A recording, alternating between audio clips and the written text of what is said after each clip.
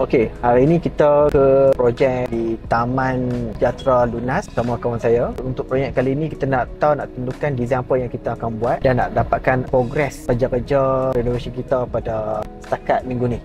Cuma aku confuse sekarang ni sama ada nak extend bagi besar sikit, bagi gemuk sikit ataupun macam ni. Kalau gemuk nak tarik sekaki lagi sebab yang ni baru 3 kaki setengah. Dia bilik yang best dalam 4 kaki setengah. Itu laundry. Tu. Oh, tu buat dah. Tu laundry. Tu ni aku tutup balik ya. Tu bilik yang panjang lah. Ada gambar dah. Oh, sayang buang ni. Betul, tapi kalau aku nak buat balik ni, aku nak kena pecah balik, baru kena buat balik. Dia kos ni.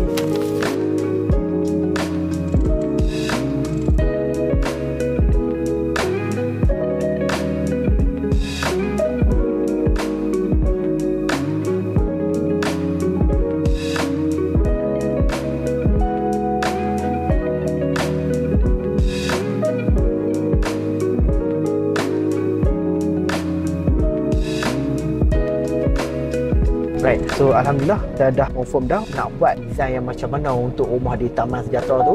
Okay, so saya decide untuk nak buat rumah design ala-ala macam banglo sebab rumah tu penambahan dia besar dan konolog, jadi saya cadang untuk nak buat design tu macam ala-ala macam banglo macam tu. Alhamdulillah, Iman kawan saya ni sangat-sangat banyak membantu. Rasanya mungkin sebab kami dah kenal lama, jadi dia faham apa yang saya mahu. Kalau saya conteng tu, dia pun dah boleh bayangkan macam mana akan jadi tu. So mudah. So alhamdulillah semua berjalan dengan elok. Jadi kita target untuk rumah tu untuk kita siapkan segera, semuanya berjalan lancar. Nanti insyaAllah kita tengok minggu depan, kita pergi tengok lagi progres daripada rumah tu.